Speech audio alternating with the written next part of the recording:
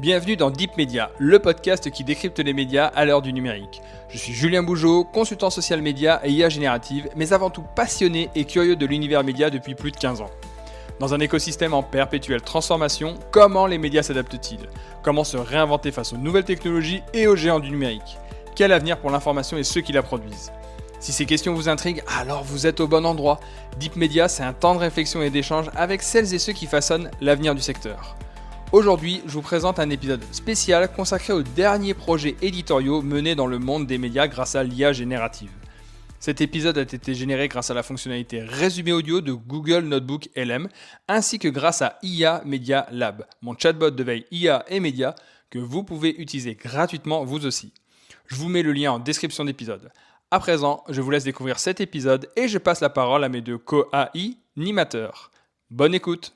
Imaginez un résumé du match de la veille qui vient d'être généré en temps réel, avec un angle de caméra super spécifique, et cette version exacte, elle n'existe pour absolument personne d'autre sur Terre. Ouais, et le pire, le plus fascinant, c'est que c'est plus de la science-fiction du tout. Mais c'est ça. C'est exactement ce qu'on voit se déployer de manière ultra concrète depuis février dans l'industrie des médias.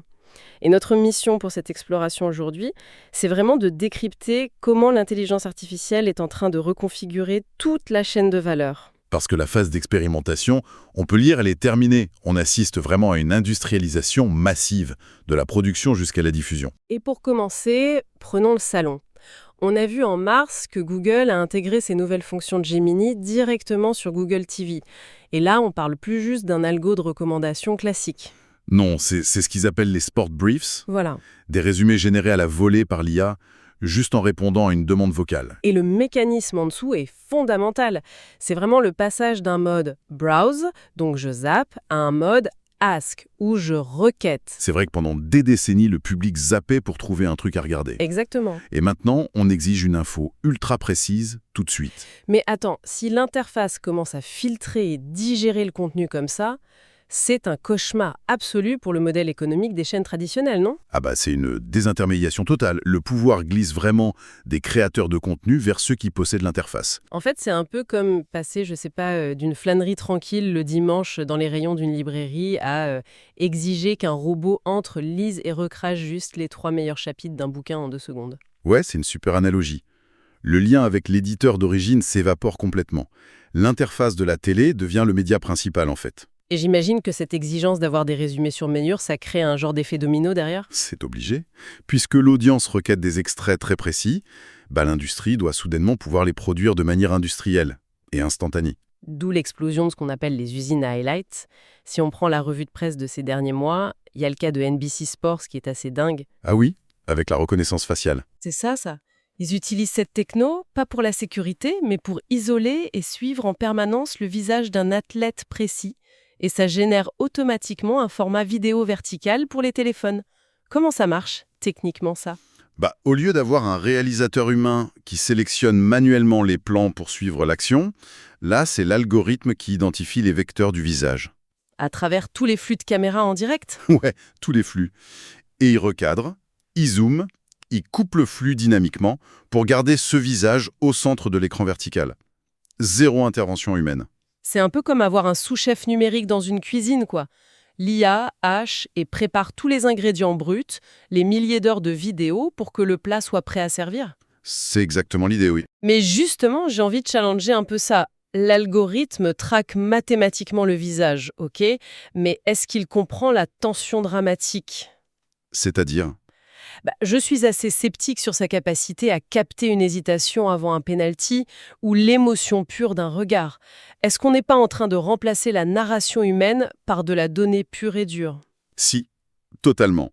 Et je suis convaincu que c'est la grande limite actuelle du système. L'action est super bien documentée, mais l'intention éditoriale passe au second plan au profit du volume. Et ce volume crée d'autres problèmes, non ? Oui, un goulot d'étranglement. Les marchés locaux saturent très vite de ces vidéos sur mesure. Pour que ça soit rentable, il faut les exporter dans le monde entier, à moindre coût. Et instantanément. Ce qui nous amène à la course à la localisation. Dans les projets récents, on a vu émerger des outils de doublage comme DeepDub pour l'industrie ou 3Play Media. Oui, des acteurs majeurs aujourd'hui. Et DeepDub a introduit cette notion de « attends, c'est quoi le terme ? coworker agentique. En quoi c'est différent d'un bête logiciel de synthèse vocale ? Le mot agentique est clé ici. Ça veut dire que le système prend des décisions autonomes. Il ne va pas juste traduire et lire un texte bêtement. Il fait quoi de plus ? Il ajuste la synchronisation labiale en modifiant un peu l'image, il adapte l'intonation selon le contexte de la scène, et il s'autocorrige si la longueur de la phrase diffère entre le français et l'anglais par exemple. Donc la localisation devient une arme de croissance, pas juste un centre de coût. C'est ça. Sauf que, forcément, ça crée d'immenses frictions. Ah oui, sur le droit d'auteur, l'authenticité. D'ailleurs, c'est lié aux Oscars qui ont resserré leurs règles dernièrement. Tout à fait. L'Académie exige maintenant une traçabilité stricte. Il faut prouver qu'il y a eu une intervention humaine claire dans la création des œuvres. On veut la vitesse de la machine, mais on cherche désespérément à protéger la valeur humaine, quoi.